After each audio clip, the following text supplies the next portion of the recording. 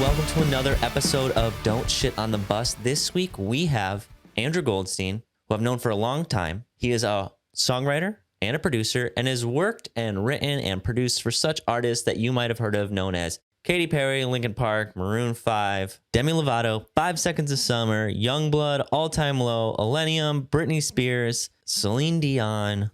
It's a long list. Damn. He sent that to me and I was like, wow. I knew like 3 of those and I thought you were cool. And now I still think he's just as cool because I'm not going to just value him based on who he's worked with. But goddamn, that's a good portfolio. Good job, man. But anyway, this week we wanted to, there's all different corners of the industry that exist, on the road, off the road. And I think this podcast is becoming a little bit more about all the things you can do in the music industry, because there's a lot of viable paths to getting on the road or working with musicians or being involved in the industry.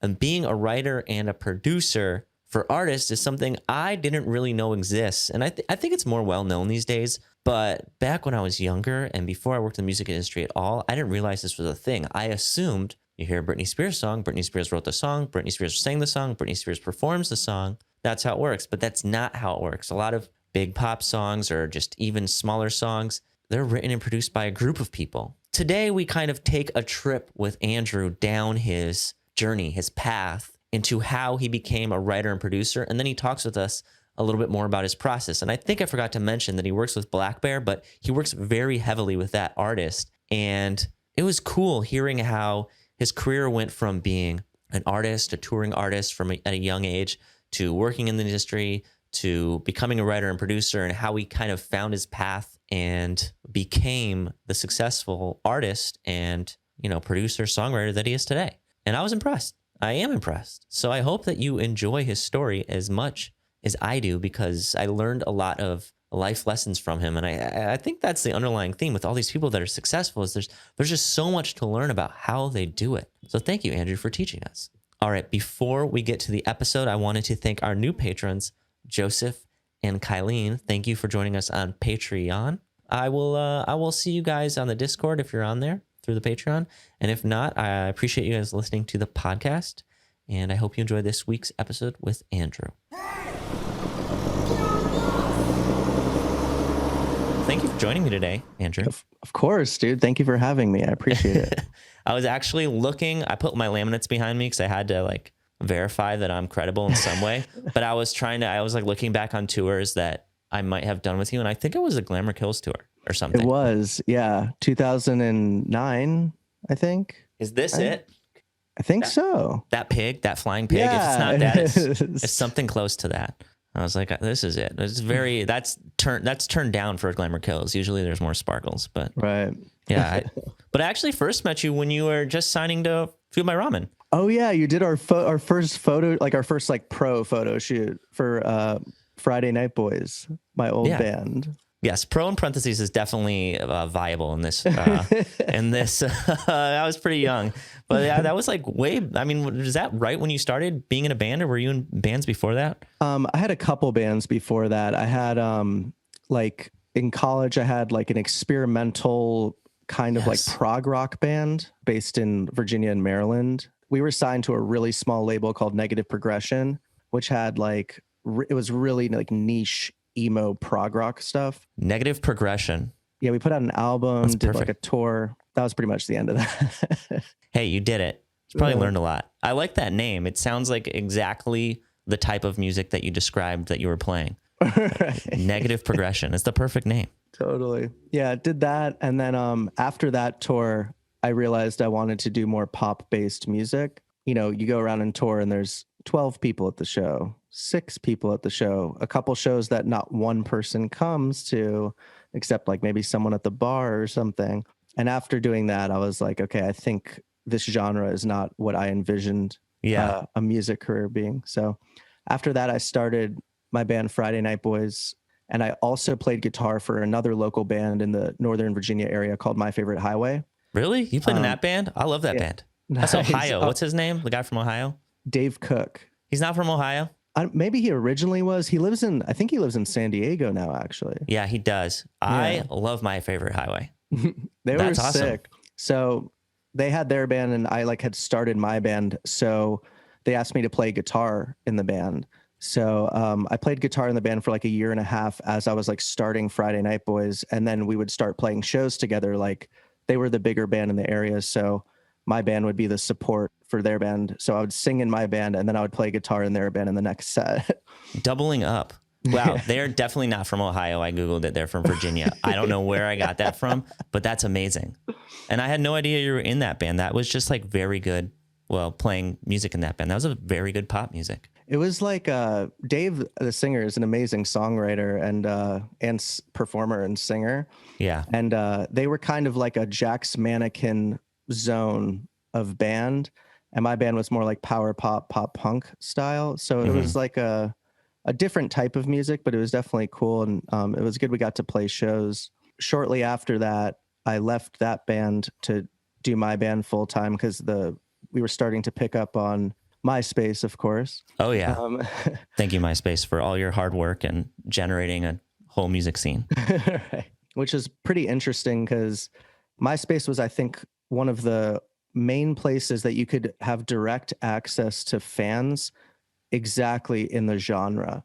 So you could look up All American Rejects, All Time Low, whoever it might have been, and see what people commented, and then add all the people. So these are active users. And it was back before like it was spam or like you would post something and nobody would see it. Like it was just back when the internet was, I don't know, a little bit more maintainable. Totally. I think people were like a little more attentive to information they saw on there. Yes, that's a good way to say it. It was an interesting way to gain fans because if you added 10 people that had commented that day, I would say 1 or 2 of them probably would go to your page and listen to your music. So it was an easy way to find people exactly in the area of music that your genre was. Yeah, that makes sense. To be honest, when you were describing playing a show and then nobody showing up towards the end of, I forget the name, something progression. Oh, that was the band, or that was the label, Negative Progression. The band was called Aberdeen. Oh, towards the end of Aberdeen, that would rock me. Like respect to you for being like, hey, this is a genre thing. This isn't a me thing. I'm going to still do this, but in a different genre with a different band. Like, did that like hit you pretty hard, or is that just not in your wheelhouse of your responses? I think it was I just saw it as based on the genre. Obviously you always have the self-doubt of like, oh my God, I'm horrible at music. What is going on? But I could just see, because I would go to pop punk shows and I'd be like, damn, there's a lot of kids here. And then when my band would have shows, I'd be like, there are not a lot of people here. Yeah. So I was like, all right, well, maybe if I play the genre that a lot of people are going to the shows for, it'll be easier to gain fans or have a more successful path, or at least a more enjoyable path. Because like, yes, I'll never forget the show, Danbury, Connecticut. We played a show and not one person showed up to the show. And I was like, okay, this is not like... It's hard. And for that is like the hardest thing as an art. I've been to shows like that, like in the UK with an artist. You just feel like that secondhand, like not embarrassment. It's just like that sinking feeling where you're like, hey, all these people are putting their heart into this and nobody showed up. Totally. And it feels sad. At least like if one person is there, you could be like, someone came. Yeah. You know, but so I think at that point after that tour, that was when the gears started turning. Well, I was like, maybe maybe this isn't the genre. And I was looking at the biggest bands in that genre at the time were probably like Circa Survive, As Tall as Lions, like some of these other bands. I would even want to like, when you're like, I was 18 or 19 years old and I was like, well, I want to attain greater than that. And if they're in this genre and that's like the top level of what's going on here, maybe I should pivot in what I do. And I originally came from the pop punk emo zone, the, Blink-182, New Found Glory, Starting Line. Warped Tour, Good Charlotte, all that stuff. And I was like, it would be nice to get back to that because I know that so well. And that's what is reactive and that's what excites me. So it was a combination of what I wanted to do. And, you want to have an enjoyable experience and a successful experience in what you're doing and not play for an audience of no one. You needed a genre with a ceiling that was a little bit higher. Like it sounds like the floor for this genre was the ceiling for the past one. Like you started at one at least, and you're like, all right, we can go way higher than this. Right. And you saw proof of concept. Yeah, there is a ceiling obviously on Warped Tour and pop punk genre, but it was just much higher. People were in tour buses and yes, or multiple buses and playing for 2,000 to 3,000 kids instead of like 300 to 500. So there was just at least a higher ceiling there. And then, and then made the shift over to that using my band Friday Night Boys. Big MySpace thing. I didn't really have a band lineup. I was just recording songs with my friend, putting them online, going to college and promoting the band in between class on MySpace and just respect doing that. And then the MySpace layouts was the whole business that people had where they would customize the page for you. Yes, those that was definitely helped me with my career early on too. I didn't realize that, like, just to give people a little bit of perspective, like in a band, like although the Friday Night Boys ended up being 4 people, sometimes a band can be kind of spearheaded by one person who writes most of the music or comes up with the concept and kind of seeks out other people to do this project with them. And correct me if I'm wrong, but that sounds similar to what you did with Friday Night Boys. Yeah. So at first the band was only me. So It was like a solo project, but I wanted it to be like a band. I ended up forming, I would make all the songs, just me and the engineer producer, this guy, Sean Small, who's actually an amazing producer in Nashville. And he was the only person in town I know that could record good quality stuff. And so I just go over to his like mom's basement.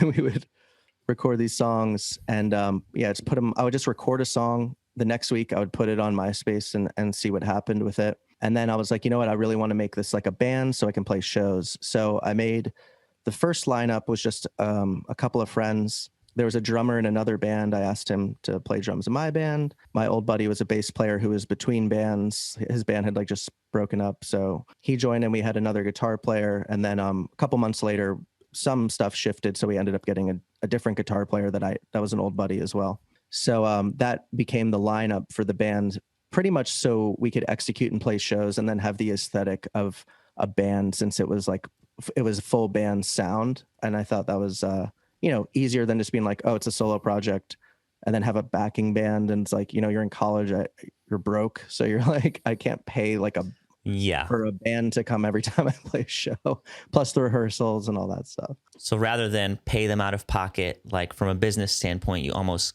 cut them in on a percentage. Is that kind of how it works? So if you make money, they make money. But if you're not making any money, at least you're not going out of pocket to hire them. Correct. And it gives like any person that joins a group, like obviously now is a little bit of a different time with hired musicians. But at that time, it's like, okay, I want to have members that have incentive on being in the band, that are excited to be in the band, that want to help me build this band. You bring them and make them a part of the band. Yeah, I felt like that was the right move. And then we went from there. And then, this is like December 2008. So we got signed in the summer of 2008 to Fueled by Ramen. So fast. That's crazy. It was really interesting. So it was like we were doing well on MySpace and we had like put out some new songs and it was really starting to build. And at the time this seemed insane, but I was like, all right, we're unsigned. We're getting, I think it was like 10,000 plays a day, which is a lot in that context. Now it's a little different, obviously, because a lot more people, but it's all different. Yeah. It's a different metric back then, judging MySpace plays or pure volume or whatnot. And even getting signed back then was a lot bigger deal, I would argue. 100%. So yeah. And then, so it was doing well on there. I had like a merch store, some other stuff going that, I had outsourced through a company. I think it was called District Lines. I remember them. They had like the literally line, like 3, I forget why. Yeah. Oh my God. Throwback. Yeah. And then one day, a couple of labels had reached out here and there, just kind of touched base and talked. And we had done a couple showcases. We did one for Interscope in California and then one for Atlantic in New York. And both of them did not go amazing. We weren't the best live band. I'll say that to this day. Mainly, I blame myself. I'm not a terrific singer. So it was a little bit before we had the live auto-tune access as much and some of these show kind of production effects that you could really hone in the band's sound, especially at a lower level. So those didn't go too well. And then one day I woke up from an email from John Janik, who at the time ran Fueled by Ramen. And I looked at my computer screen and I was like, what? What the hell? So that's awesome. Yeah. So right around then I called up my buddy Nano, who still does manage All Time Low. And I was like, will you manage my band? Because I don't know what to do here. A label hit us up. So this is getting real. Yeah, We need some business minded people. Yeah. totally. So Nano was kind enough to hop on board, even though we were a smaller client of his. And yeah, so we started like we signed to Fuel by Ramen, and I still had a semester of college left. I just had like, it was over the summer, and I was like, I can be done in December. Can we just do like weekend shows until I graduate? Because I think my mom might drive here and kill me if I don't do this, because I've already done 3.5 years. How old are you? Were you like 22 at this point? Yeah, I was 22. Okay. So they were like, yeah. So they were nice enough to let us do that, which is surprising because most of the time they'd be like, you have to do this now. But I was like, we're going to be making more songs and doing an EP. So the label was gracious enough to let us do that. So after that, we started touring. We recorded an album in January of 2009 in LA with a producer that I really enjoyed. He was a pop songwriter producer, and he put me in the room. This was my first experience co-writing. Okay. And So, you're kind of on the other end of that now, correct? Like you were the artist in this situation. correct. So I was going into the room with people that write songs every day.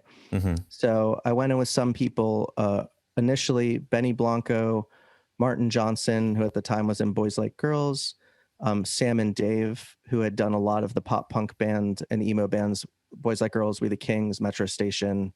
All the radio successful pop punk artists. Correct. And then this producer, E-Man, who I worked with, who did the album. And we worked with David Hodges, who's a big songwriter now in Nashville.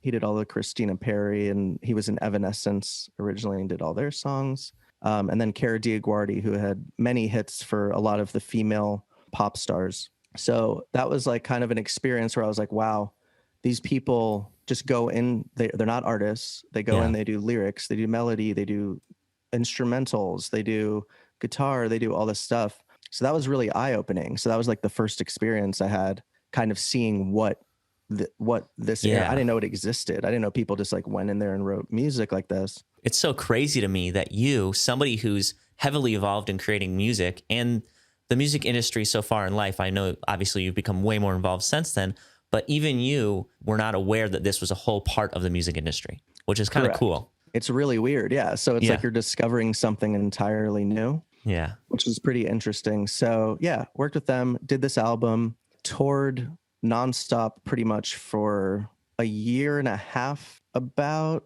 a little more. Okay. I think the first year we might have had 3 weeks off the entire year. I respect that grind, man. Yeah. Tour to tour to tour to tour to tour to tour. Went over to Europe. Yeah. So that in that December or November or whatever, that was that Glamour Kills tour that you were on, with All Time Low, We the Kings, and Hey Monday, I think was the lineup. Good tour. Yeah. And then we did like a January of 2010, we did a headliner tour for my band. I was like, all right, we just did a touring all year. We've opened some massive tours, and I feel like we've gained some fans. So we do this headliner tour, and the first 2 shows are sold out. It's like School of Rock, Hackensack, New Jersey.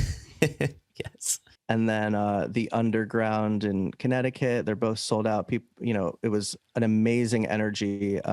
And it was a moment of like, wow, this has really paid off the last year of going nuts and being on MySpace in the Blackberry in the van. Yeah, right. Just constantly messaging people, adding friends, posting bulletins. Exactly. Doing the damn thing. Yeah. So, and then the next couple shows were of that tour were a bit rough. And I remember being like, after the first 2 shows, I was like, I think this is happening, guys. Like, I think we're going to get to that next level. We were kind of in this like middle low tier. We weren't quite in a bus yet. But I felt like it was about to happen. We were about to break to that next level.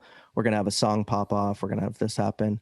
Then the rest of the tour was a bit spotty. Once you got out of like kind of the East Coast area, is that what happened? Yeah. So we had some markets that we thought we were going to do good in that we didn't. So like the first show was like 500 people, but for us, that was like a huge deal. And the second show was 300 people sold out. So like now compared to larger acts, you'd be like, okay, this? But for that genre at that time, that could potentially be a big deal. And relative to one, which you came from, that's right. 500 times. Like, I mean, that's pretty big for a band that's been touring for a year, I think. Right. So then the next couple shows is where it really came out. 100, 120, not sold out, whatever.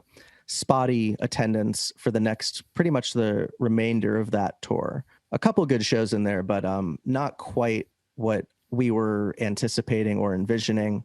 So that took the gas out of us a little bit, including myself. And I do like regret a little bit of like feeling bad about that. Because I was like, oh my gosh, like we worked so hard and it's not happening the way I imagined it. And then, after a long time of doing music now, or a somewhat long time, you're just like, some things are going to happen and some things are just not. And you can't be mad. You have so much more perspective now. But I want to know like how it felt in that moment, because I think that everybody can relate to like putting their all into something, going out and doing it and having some kind of expectation in the back of your head. You might be like, okay, but it could still, the one person could show up. But when you went out and you're like, okay, this is what it's really like.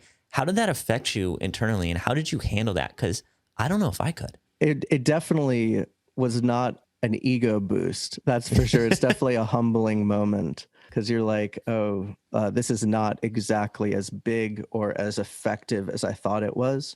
And then you have to accept that and be like, okay, so I just have to work harder and longer. It's not going to be as easy as I thought it was going to be. So we did a couple more tours after that. And we went to Europe again, did some regional stuff. And at this point, I was like flat broke, living at my friend's apartment. I had moved down to Richmond, Virginia, because my friend's apartment I was staying at in Northern Virginia, he was moving. Okay. So luckily, I had some really awesome friends that let me stay with them when I was home from tour for free, which was, I was sleeping on the couch, but they were very gracious to let me stay with them.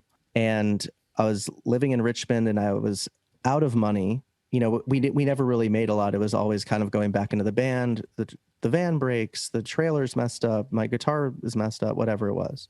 Like a month or two went by and I was thinking if we wanted to do another album or maybe not, So I thought about it for like a month or two, and then I made a decision that I no longer wanted to do the band. And the genre had kind of fallen off at this point. And there was a couple bands that got through. There was like, I think the last one to squeeze through was probably Forever the Sickest Kids. Okay, yeah. To the point where they're like, can draw 800 to 1,000. Their songs they're getting upstream through the major labels. They're getting some sort of radio push. They're getting some of these looks. It was like, Boys Like Girls, Cobra Starship, All Time Low, We the Kings, Forever the Sickest Kids, The Main. Some of these bands kind of hit it to that next level, and it just seemed like we were hitting the ceiling every time we tried to break through it. It just wasn't quite happening, and I wasn't really happy in that moment. I just felt I was just tired from touring for a year and a half, like straight, and I had no home. And I was like, You're like, I've worked so hard, right? Because it's like, yes, there was one full-length album and one EP, but like unsigned, it was like a year and a half or 2 years of working unsigned prior to this. So I decided to call it. I was like, I'm not happy right now. I want to do something else. I don't know exactly what that is. I do like writing songs. So I hit up the band and I was like, guys, I don't think I can do this anymore. And, they're all still my buddies to this day. We talk like probably once a week on text and stuff, but it was just, they were all like, cool, man. Like if that's what you want to do, then that's what it is. No one was like, what the hell? They were all like so understanding, and we all had gone through this moment where I was just like, dude, I just didn't see it happening. I didn't want to like live in a delusion. Granted, to do any kind of career path, you have to be slightly delusional. Thank God we don't know how much it takes going into it all the time. Right. Well, it seems like the underlying theme, real fast before you go on, the underlying theme so far, and I'm sure continued into your career up till now, is you really have good friends. And that probably is a reflection of you as a human being. But, whether it be Nano or the places you live with or the producers that you met, like I know that you work with a lot of these people until today and that you're still friends with all these people. So good for you for kind of, doing it the right way, in my opinion, getting by with a little help from your friends. I appreciate that, man. Yeah. Thank you. But yeah, I mean, it's bizarre. So I ended the band and I was like, you know what? Like maybe I'll try starting to make some tracks on my computer. I was on my friend's couch. So I just downloaded a program and I was like, well, I saw how this was done when I was recording. Maybe I can start doing some stuff and writing some stuff. So I was doing, like some people would contact me about like helping them make songs, people in bands that like maybe had liked my band, just like kind of unsigned local bands. So I'd be like, yo, if you give me like $100, I'll like help you write a song.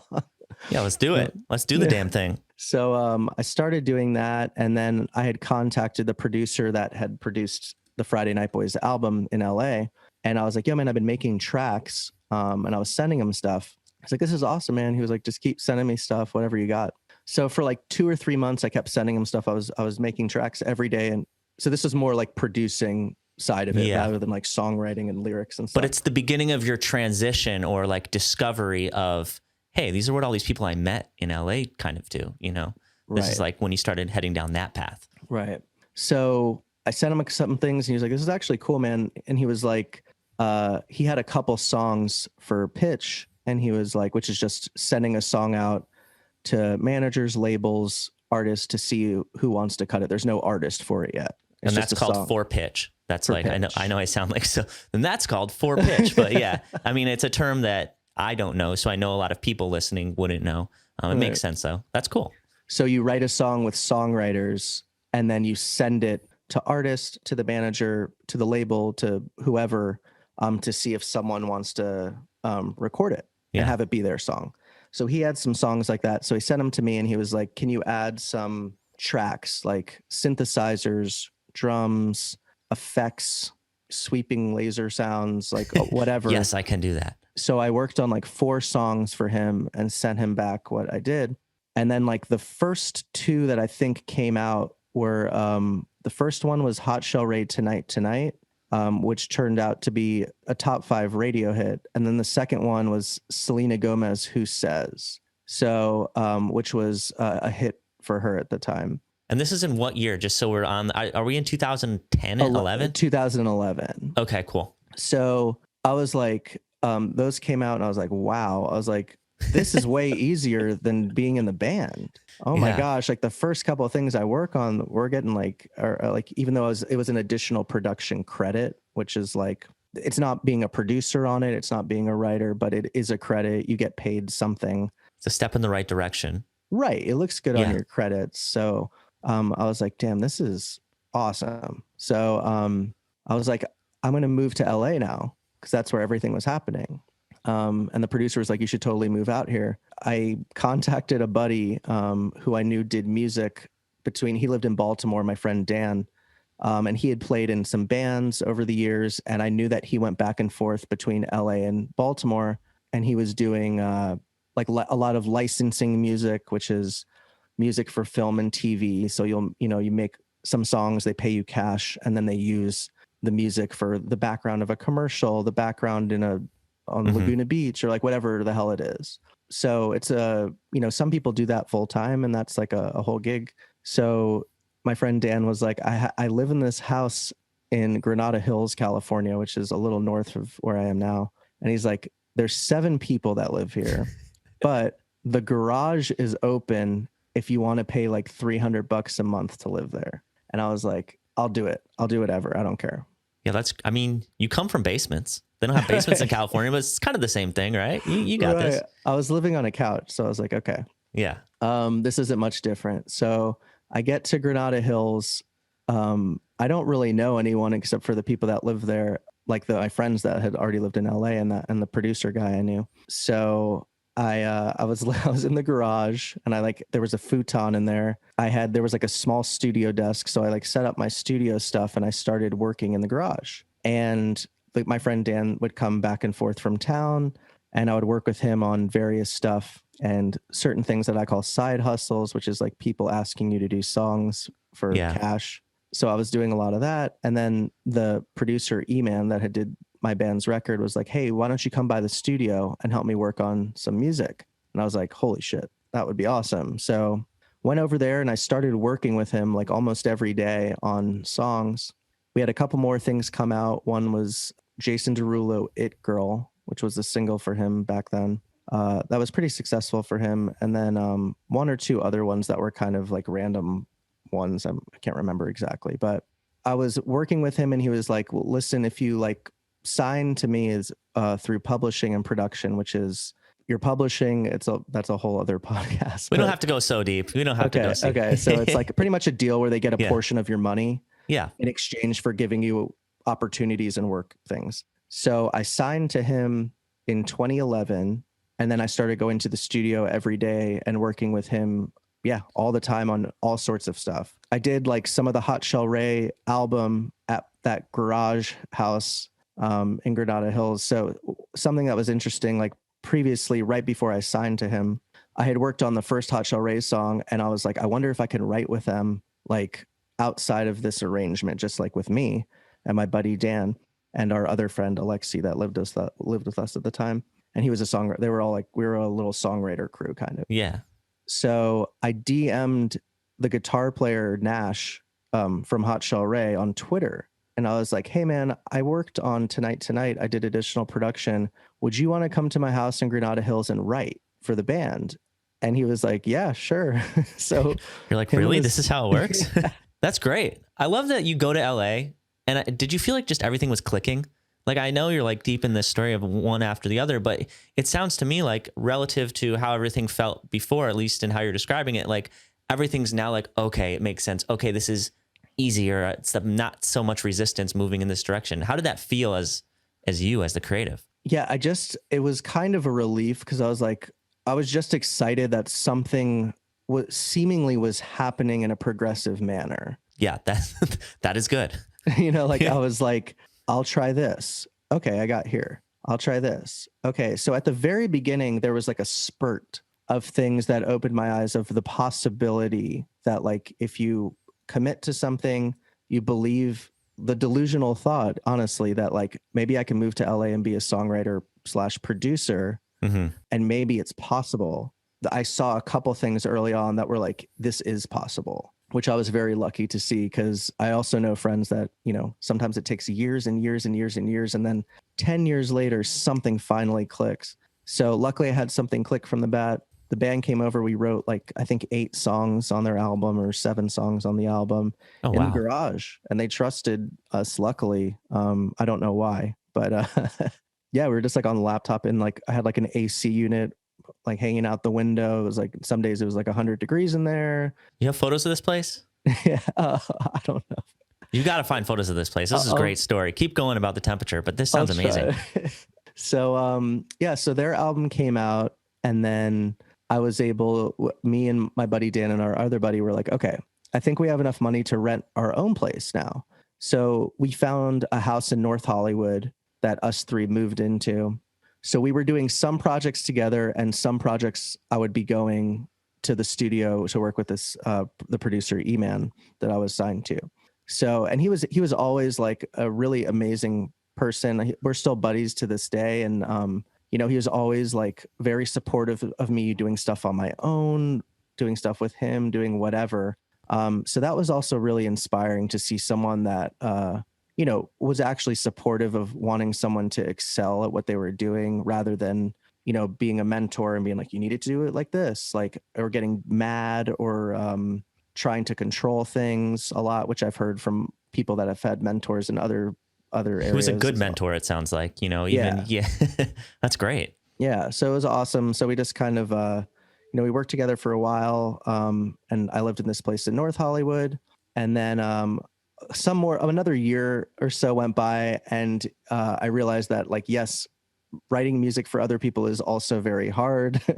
Some year, like a year or 2 later, I didn't have too many things come out, but I was really excited to be in the writing process and the producing process, rather than just like an additional entity to someone else's music. So something to call your own, even if, it's not you're not the person singing it or performing it. It's still, you had such a big role in this song. Correct. Yeah. So it's like, and it's collaboration, so it's always a good time. So yeah. So after that, I guess this group, the guy I was working with, E-Man, he was like, you should see if there's like a band or something that we can like form and like have them release music. So I hit up my friend Brian Dales from the Somerset, who I knew lived in LA, and he was very socially connected to a lot of musicians and people. And I thought he would maybe know someone. So I said, hey man, do you know any like male. I was looking for like a male pop band at the time. So I was like, do you know any like pop singers that have a great voice that are maybe like, you know, look, haven't figured out their path or maybe are undiscovered or whatever. And he goes, there's this kid I've known for a couple of years, Tony, that's really good. Here's his YouTube. So I show E-Man his YouTube, and the first thing that pops up is a video of him. I think it was covering Bruno Mars, him and his friend Malcolm recording a cover of a Bruno Mars song. And Malcolm was a rapper and Tony was a singer. And E-Man was like, yo, this is it. This is the band, the rapper and the singer. And I was like, all right. So I hit him up and I was like, hey man, I'm friends with Brian. I was seeing if you wanted to come to the studio. So me, E-Man, and two other writers, this writer, Evan Bogart, and this other writer, Lindy Robbins, who are amazing people. We wrote this song called Classic. That was a song, as I told you before, for pitch. We didn't know who was going to record it. So we had sent it out. The label for One Direction had shown interest. A couple other artists had shown interest about this song, but no one had recorded it yet. So we brought the guys, Tony and Malcolm, who formed MKTO, eventually formed MKTO, to the studio, and we played them some songs. And we're like, yo, do you want to like sing these songs? And they're like, yeah. So we cut them on a couple songs, and one of them was the song Classic. Mm-hmm. And E-Man and Evan and his buddy Evan were kind of like running the label side of the ship. I was kind of more in the creative zone, helping out making the music. And they got him signed to Columbia, and they put out one song that did really well in Australia, but it didn't really react here. And then the second song they put out was the song Classic that turned out to be a hit here. So it was a very interesting kind of path that I wasn't too familiar with. But yeah, and I ended up doing pretty much their entire album. They were more of like a pop, just like a pop duo, pretty poppy songs. So that was like kind of a really cool experience, seeing something grow to that point. And that was in 2014. I love hearing your path up to this point, and I love keep hearing it. But the thing that really sticks out to me is that you just can't figure this stuff out ahead of time. And I think that if there's something somebody could take away from this, it's like you said it, you were doing it with your hands. I know people can't see unless they're watching the video, but you were saying, you know, you did one thing and then you did the next thing. And you just kind of are like, all right, what's the next thing that's going to progress me in some way forward? I don't know where it's going to take me, but what can I keep doing to increase my luck or increase the people I work with, or, you know, move forward? And I think that's so cool, because that same principle is so applicable in every area of the music industry. There's no map. You just do you. 100%. It's, you know, and a lot of times things don't happen the way that you think they're going to happen. Most of the time. Yeah. So like, you know, for instance, I always reference like Weird Al. I was like, I doubt at the beginning he was like, I'm going to be the best parody artist. I'm sure he was like, I'm going to make some sick polka and everyone's going to think I'm awesome. And then he did a parody song and someone was like, dude, this is amazing. You should do this shit. So, gotta get Weird Al on here now. Yeah. Ask him what's up. Yeah. I would love to know the backstory. I don't know. Maybe there's a documentary somewhere. Oh, probably. God, he is amazing. Amazing lyricist.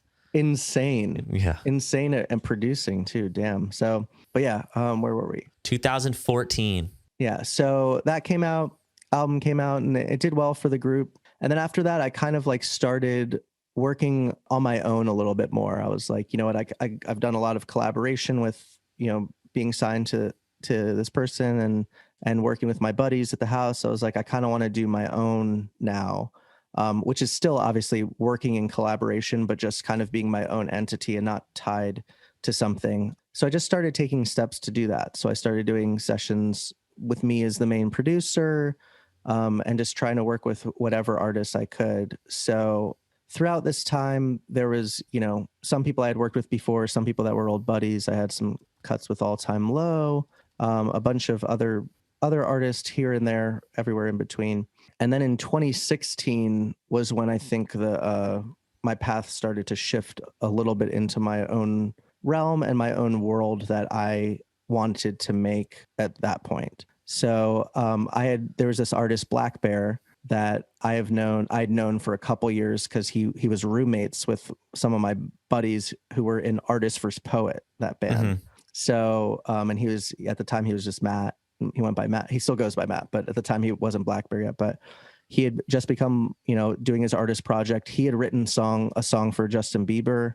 That was pretty big. So really fast, can you explain? I know what it means, but some people might not. And I know it's pretty straightforward. But when you say somebody's working on their artist project, what does that mean, like as an artist and you're starting to do your artist project? I guess it means that you are now making music for you, like yourself. You are releasing music either by your name or by your project name, and you're focusing on that. You're doing photo shoots, you're playing shows, Okay. you're going on tour, you're developing that. And at least when songwriters focus on their artist project, most of the time they are not writing for other people as often. Okay. So just a refocus of priorities, basically. Right. It's almost like being like, I'm starting a band and this is my new thing I'm going to do every day. Like I'm, that's the artist project. I'm going to be a singer now. I'm not doing anything else. I'm now a singer. You can't buy my songs. They're my songs. Right. So he was doing that. So he had started the project Blackbear, and we had seen each other out at parties, and like we kind of knew of each other, but more so at the time, we had very opposite personalities. I'm slightly more introverted in public. He was very outgoing. We didn't get along very well. I think I might have said something kind of rude to him at a party once. Accidental introverter. It's what introverts are best at. It's like I meant all the best things, but when it came out of my mouth, it was offensive in like 3 different ways. Right. I'm so sorry. I'm going to go back to my computer. Right. So, then in 2016, I saw him somewhere and he was like, yo, like, we should just try going in the studio and see what happens. And I was like, I'm down with that. So like his artist project was doing pretty well at this point. He was releasing songs primarily through SoundCloud. He was doing tours, stuff like that. So we got into the studio and we were messing around. I was at the computer doing the track, and he's like an amazing lyricist and vocalist. And when I work with him, a lot of it is like coming up with a basic idea, and then he kind of does his thing. He'll write an entire verse. He'll sometimes write an entire song over me just playing chords or an instrumental beat. So we started this thing, and he's like, I actually tweeted something the other day, do, re, mi, fa, so fucking done with you. And it got like the most retweets I've ever gotten. And I was like, oh my God. I was like, what? He's like, what if we mess with that? And I was like, what if we do it like do, re, mi, fa, so, da, da, da, like the do, re, mi thing. And he was like, all right, let's try that. So I started making a beat on my computer, and we kind of figured out the chorus, and he just kind of laid down a rough vocal, which is just like kind of not the final take, but just something to put in place as a reference so we can listen to it, and he can write more lyrics to it. So we left the studio that day, and I was like, cool. So like a week or two later, he's like, I had worked on the instrumental of the track and I had sent it to him.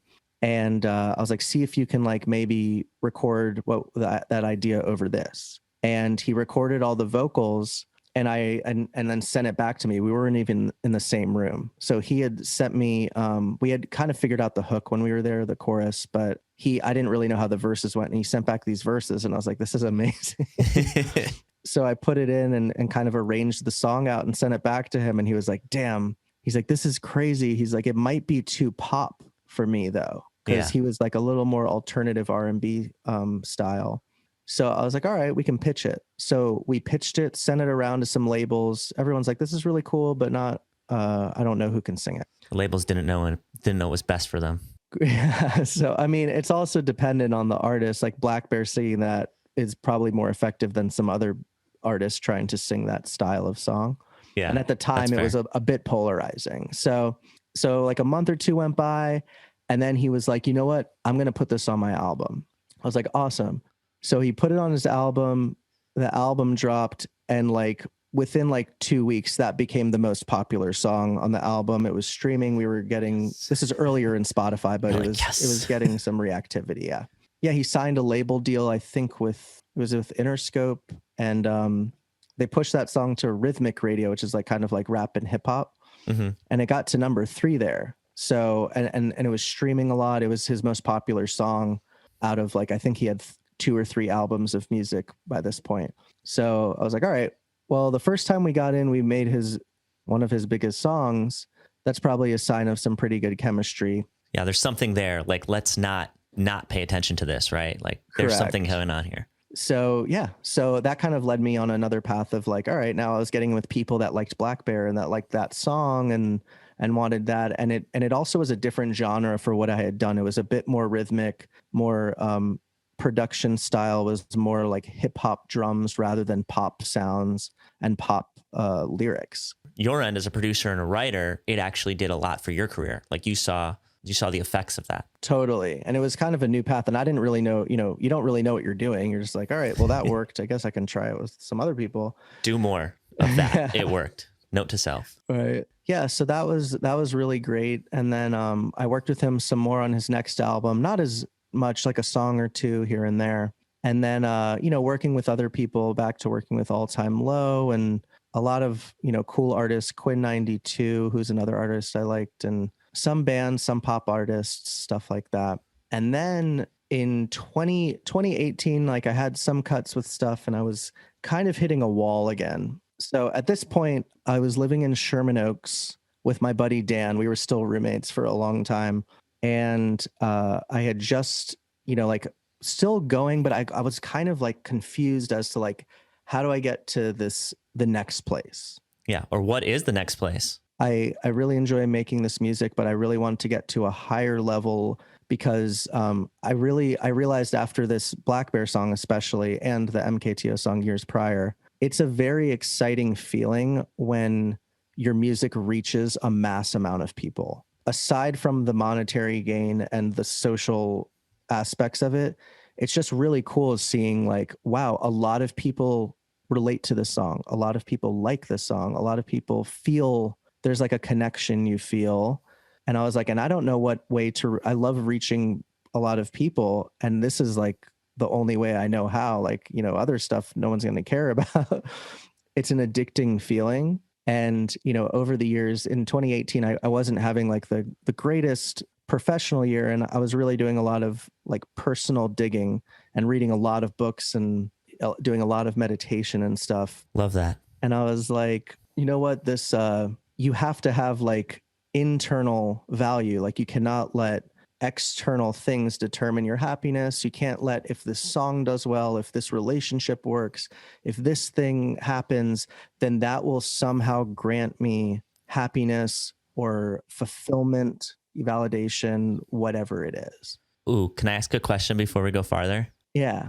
I love that you just said that because that is a huge thing that I struggle with. I'm sure a lot of people do. And it's also hard when you're dealing with all these positives in life to look at them and be like, okay, these are positive, but they don't make me, like this isn't, a lot of the times it's easy when it's a negative thing. It's like, okay, that doesn't make me. When it's a positive thing, you're like, oh, but this is good. So I was wondering if there's a specific book that stands out or a specific moment that it really clicked for you. And if there is, what is it? Because I feel like other people are probably on this journey as well and might need help along that path. For sure. I mean, there's one book I really like. It's very existential, but a lot of people have read it, I think. It's called A New Earth by Eckhart Tolle. Okay. And it's pretty out there, but it has some amazing lessons in it about like what makes you, what your ego is trying to do, why you always, like, one of my favorite things in it is it says, everyone's life story can be summarized by the phrase, why I cannot be at peace right now. And I was like, damn. And I like read that and I was like, if I just had one more hit, if I just had a hit like this, if I just was like this, if people just saw me in this light, if I just had this opportunity, if I had a number one in this genre, if I did this with this artist, which is something that lives within us all along. But I was like, I was letting that really define my day-to-day life. And I realized that at that point that was like not the kind of life I wanted to live. I wanted to be me. I wanted to enjoy what I enjoy, have my friends, create the world I live in, and not live in this other world where these other factors are determining things about how I feel or what I think. And that always, you can never quite escape that, obviously. That was like kind of a turning point then. I love that. And I was like, you know what? I'm going to start doing stuff that I like, that I really want to do. And I'm going to start putting less focus on if I could only get in this room. And if I just had access to getting Selena Gomez songs or whoever, whatever it was. So those are obviously always goals, but not let it eat me away, not being jealous of other producers or songwriters that are doing really successfully or doing better than me. Cause it's like a lot of stuff in that book about comparison, comparing your life to other people's lives. And it's like the famous quote, comparison is the thief of joy. So it's like the second you start comparing, you're like, oh my gosh, like it will never be enough because you're always going to compare to something else. And then you don't know what these people's lives are like at all. What if they're miserable? What if they're jealous of other people and they also don't know you? Yeah. So, well, they may know you, but like they don't know you're thinking about them. So it's like you're comparing to people that it's like you're giving them control and they don't even care or know. Yeah, they're busy doing them. Right. So it's like, oh my God, that person had a song come out. Like all of a sudden that person having a great day, something that you should be like really excited, happy for them. You're letting that have control over your mood that day. I can't believe they got that. I was going to say earlier on when we were talking, you said something about comparing that I wrote down because it stuck out so much before you said this. And you said when you first moved to LA, you didn't say it as comparing, but you saw all these people that were doing this successfully and you were like, wow, I could do this too. And to me, that's the right way of comparing. You were like, oh, I can do this. They did it. They are proving that this is possible. So I thought that was really cool. Anyway, I just wanted to say that. Oh, nice. Hell yeah. Yeah. But yeah, exactly. So that's the good way of comparing. Yeah. Versus like the way I was falling into was why don't I have what they have? Yeah. Which is like, I just knew that felt wrong in my gut. I knew it was not the path I wanted to be on. So I kind of refocused my energy near the end of 2018. And I was like, all right, I'm going to I made a mood board, or not a mood board, like one of those, just a board I write stuff down on. And I wrote like positivity, focus, determination. I control my reality, all things that were not material, not a number one hit, this amount of money. And I was like, you know what? I don't care about that right now. I care about these things that I need to adjust my life before I start thinking about these things. So a couple months went by. I was like in a relationship and the relationship ended. I had just moved to Studio City and I was like, all right, I got to figure out what to do now. So I had this weird moment where I woke up one day and I hadn't worked with Blackbear in some time. Probably 6 or 7 months. He was like on tour and kind of in between cycles and stuff. And he calls me up and he's like, hey, my girlfriend's pregnant. I was like, dude, congrats. That's awesome. And he's like, yeah, I need to write a hit like now. What do you do? What are you doing this weekend? Wait, because he needs to like make money to raise a child? Is that what he's inferring? Or yeah, it was after talking to him. It was like, I got a baby on the way. He just got back from tour. And like, he said like, it wasn't going off as much for his newer material rather than the song that we had written in the past, the song Do Re Mi. He's like, everyone goes off for that song. And like, I really want to recreate that live moment. And I have a baby on the way and I feel like an urgency and I just want to get to the next step. And I was like, so do I.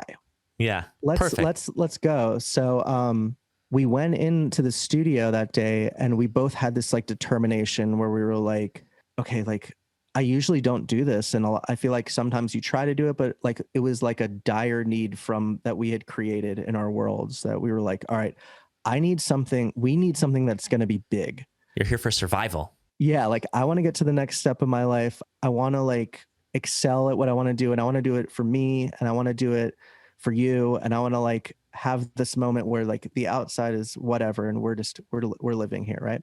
So we go into the studio and we're messing with an idea for an hour or so and nothing really comes of it.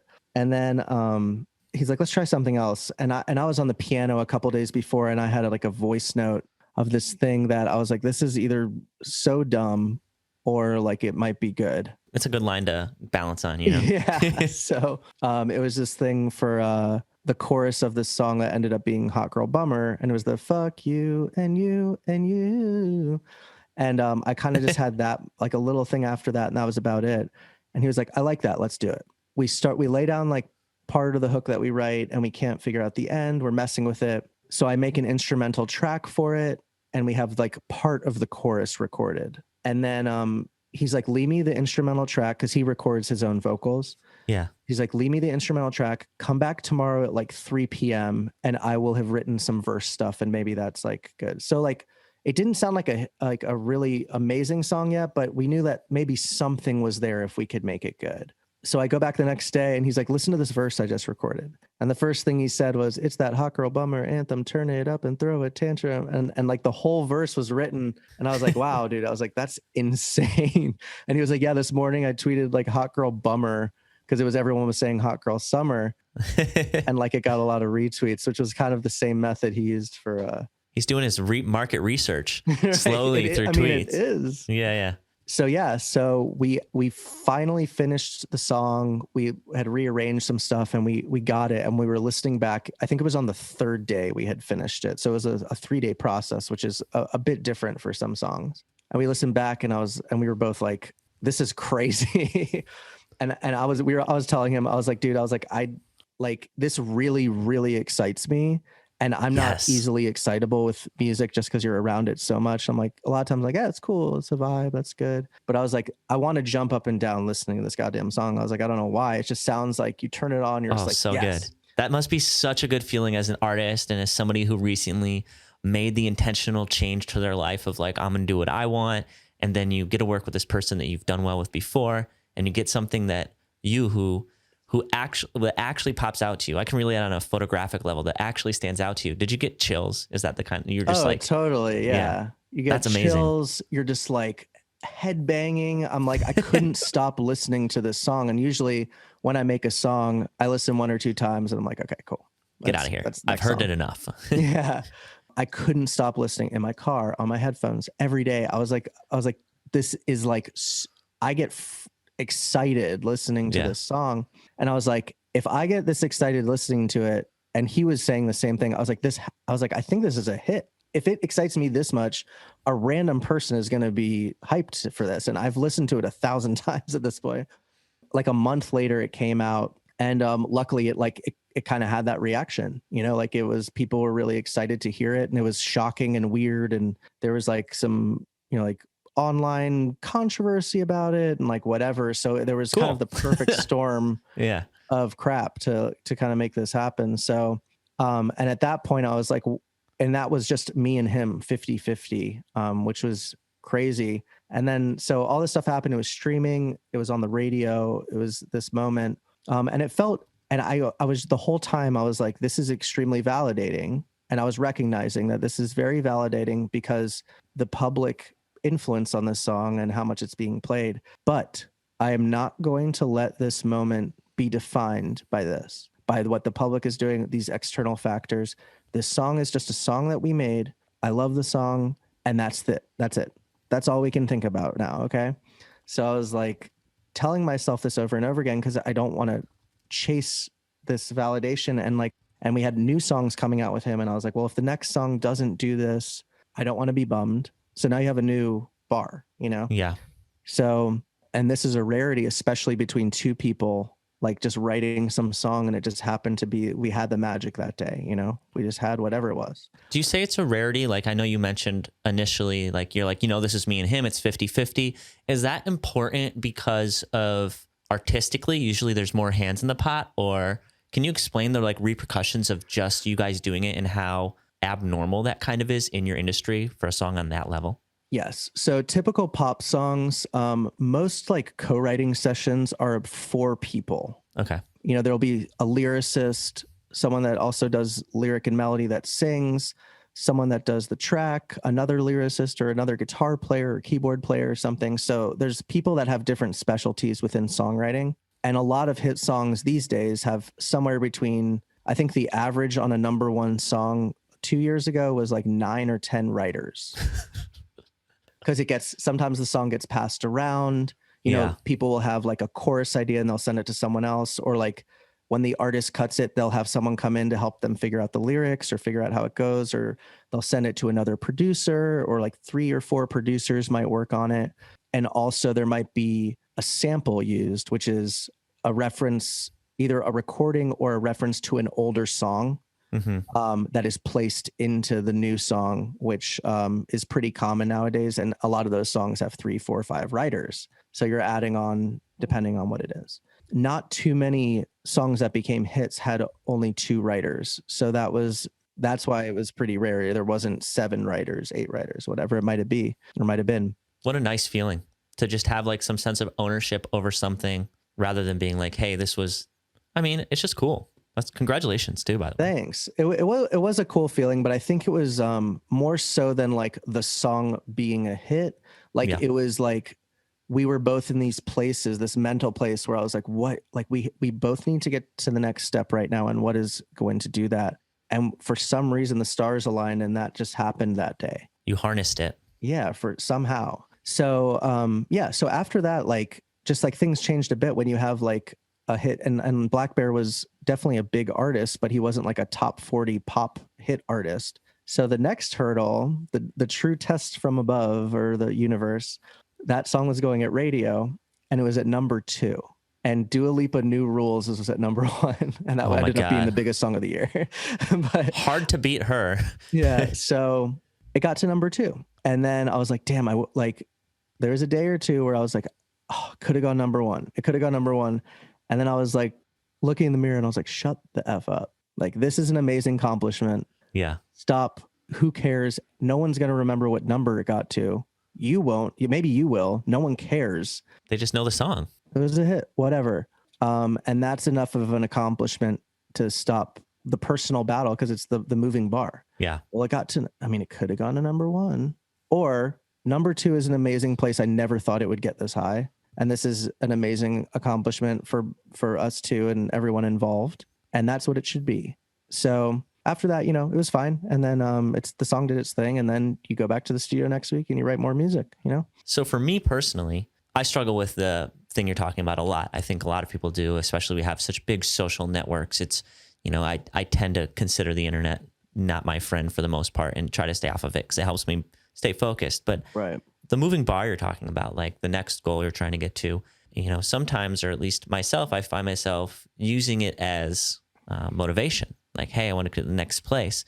So how do you have that balance of like, hey, I want to get the number 1 as a motivator, but as not as something that reflects poorly upon you when you don't get there or something? Like, what's that balance like, or how do you do that in your head? So I still have that battle on a day-to-day basis. It's interesting because it's like, so this past year, the all-time low song Monsters went to number 1 at alternative. And then I recently had a song that was Maroon 5 with Meg Thee Stallion that went to number 1 at Hot AC Radio. So I was like, all right, I have a number 2 at pop. I'm almost there. But check, check. Yeah. So that was something I didn't really expect either for those things. So the main thing is like, my goal is to get hits. That is because that's what excites me. I love the idea of making amazing music that reaches a lot of people, not hits but the reasoning, not hits for, you can make a lot of money. I can do this now. It's just like, I want to make music that affects a lot of people. So if a hit could be a song that's on YouTube that a lot of people like, a song that's on Spotify, or like a song that you love that only has 100 streams, but it's your favorite song that you made, that's your version of a number 1 to you because the song came out, Rick Rubin says like once the song comes out, that's the accomplishment. Oh, that makes sense. And then, whatever else happens is good, It's just a plus. Yeah, exactly. So the balancing of like, my goal is still to make hits, but I stopped focusing on like, I want a number 1 hit. Like I used to focus on that a lot, and it does drive me because you want to excel in your field. And if it's what excites you, even though, yes, it may be like an ego thing of like, or a validation thing, but for me, I really love the connection to a mass group of people that can hear this music and they're like, I relate to these lyrics. I like this. I want to go to the party with my friends and jam out to this. I want to cry in my bedroom to this song, whatever it is. That is really exciting, at least to me personally. And I think to a lot of songwriters, and that's what drives me. And obviously, like, I still do have like a piece of paper from 8 years ago that's on my closet dresser that says BMI is the songwriting organization that I belong to, and they have an awards every year. And I still have written BMI Songwriter of the Year on that piece of paper. So that is still a goal, but I learned that it's not defining. If I never achieve that, that is also okay. And if I do achieve that, that's okay as well. But that is not going to define how I am, who I am, what I am. Yeah. No, I like that. Yeah. And then you win that. And then the next year, everyone forgot you won it and someone else won it. Yeah. I feel like you're going to get the award. When you get the award, you're going to get it. You're going to be like, I'll probably just frame the paper and keep the paper.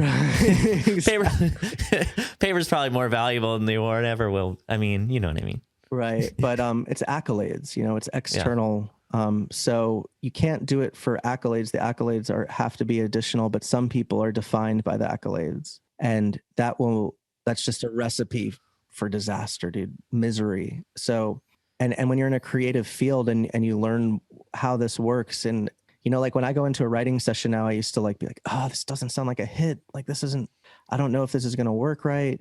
And now I'm just kind of like, we're going to go in it and vibe and try to make something amazing. And whatever comes out the other end is what comes out the other end. Yeah. Just doing our best constantly. Right. And obviously you want to try to get a hit if you can and try to have like-minded people that want that hit. But, when I was really trying to do that is when I was not accomplishing it. And it was more like when I was just in the moment, in that flow state, just enjoying the music and just thinking of how this makes me feel. And is this something that excites me more so than anything else? So there is a constant balance. You kind of found your meditation in your practice. And I love to hear that you found success in that. And it, I think that you operate in such a high pressure area where some people do use those accolades to not just value themselves, but that's how they value other people. And it's really hard to be like, I don't know, it's hard not to draw value from that. So I don't know. I don't really have a conclusion to this other than I was going to share a story that I had a friend who wrote with you, or he wrote with a lot of people when he was in LA, 20 people or whatever. He did the rounds as the label has him do. And I was like, who was your favorite? And he told me it was you. And he told me what the experience was like and why he liked it. And he's like, I just walked in there, he jammed out. It just felt good. And I was like, that's awesome.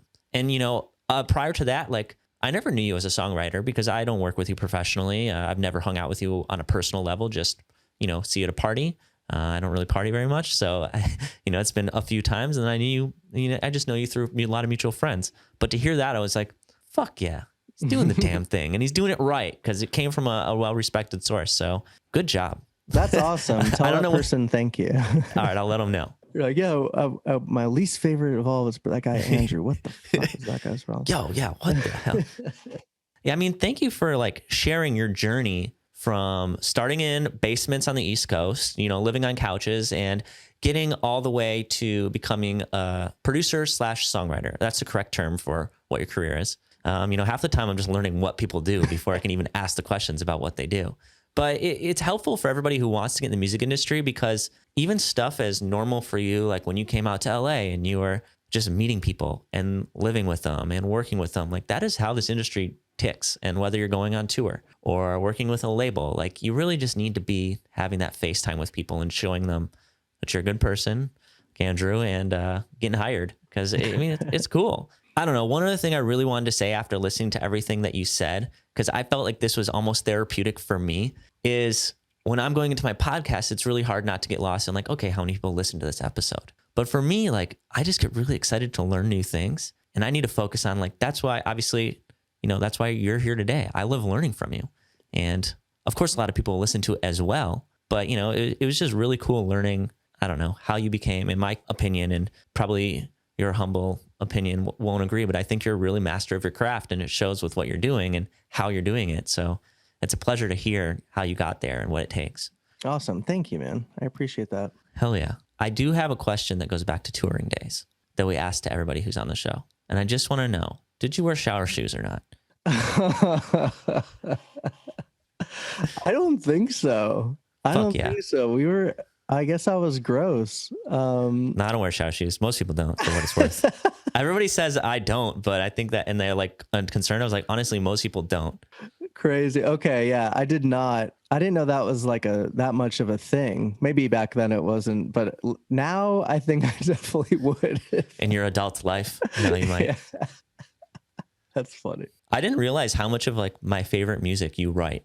I love Bear personally. I've listened to him. Awesome. I'm blanking on the side project he has with Posner. I know they did the Bieber song together, but Yeah, Mansions. Mansions. I love that music. It's just, that's my vibe. When I'm in a car and I want something that's like feel good loud that I can sing along with. Right. So I don't know what songs you wrote and which ones you didn't, but I like the ones you wrote because I like all of his music. Nice. Thanks.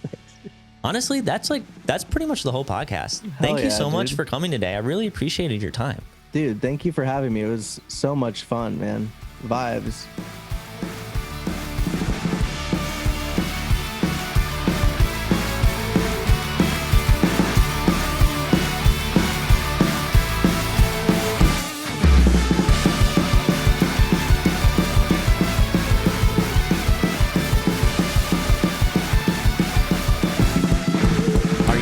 Person? Are you wake up early or what's your vibe? No, I wake up at like 9, so I don't think I'm like an early person, but I'm also not a late person. You like to sleep. I guess so. You're healthy. Usually in bed. I try to be in bed by like 11ish. Okay. And I don't, and then like I'll wake up at 8ish and kind of roll around, and I don't like get up and like look at the phone until like 9 usually though. Yeah, the phone discipline is a hard one. Totally, dude. Yeah, but I respect that. The best things I've ever done is not look at the phone for the first hour I'm awake. Okay, I like that, because then you're only in your zone, and it hits you up. It literally gets like it gets me addicted to that feeling, and then I try to find that feeling not in my phone, and it's like not healthy. Totally, dude. It's really interesting because what I learned is like the second you look at the phone, it's emails, it's text, it's Instagram, it's whatever it is, you're already involving other people in your day. In your experience. You're comparing, your people need something from you. It has nothing to do with you. Yeah. It's everyone else. So like one of the books I read, it was like saying like in the morning, the first 30 minutes or the first hour is like for you. Like this is only you. No one else matters right now, and you'll attend to it as you wake up. Okay. What book was that? That one was called The 5-Second Rule. It's more of like a motivational book. Okay. By Mel Robbins. And it's not written like an author's book. It's written like a person kind of talking. Okay. But she does this thing where it's using all of your like basic summary is every like small decision that you make, you have 5 seconds to determine if you're going to do it. And if you wait longer, you're not going to do it anymore. And you have to do it mechanically before you have something to feel about it. So it's like, I need to take out the trash. 5, 4, 3, 2, 1. I'm just going to do it before I think about it. Yeah. Then you do it. I need to call that person. I need to respond to that email. I need to do this. Because if you're like 5, 4, 3, 2, oh, I guess, I mean, then you start feeling something about it. So it's not mechanical anymore. It's emotional. Yeah. So it's like, I don't really need to do that. I'll do it later. Okay. Copy. So she split up her whole day with that. And then once she started doing it, her life was like very cluttered prior to that. But it's not like it's not like a rule book for how to live your life, but just some interesting stuff in there. And one of that was the phone method that I've been using. That's helps clear the mind a lot. Okay. Yeah. I'm like halfway through my second read of A Beginner's Mind. Have you read that? Mm-mm. That's like A Beginner's Mind. It's by a certain kind of meditation or a certain kind of, it's called Zazen, I think, but it's translated from, I'm going to mess up all the details. It's translated from the guy's native language. Okay. And it's kind of like the concept for this podcast. Honestly, it's like the TLDR is like go into everything with a beginner's mind or like an open mind to learn, like no expectations. And it's very out there, I guess you'd say. Like, cool. But if you meditate, you'll be down. But it's such a good, like, give me a perspective for the world. Because if you go in with like, hey, I'm just trying to learn, not like, hey, I already know that, then the latter to me is when you stop learning. Totally. So, okay. I got some books from you. This is great. Do you have Awesome. anything I'll else check you that love? one out too. It seems cool. Yeah, let me know. I don't know how much you read these days. I know for me, it comes in spurts depending on where I'm at. Totally.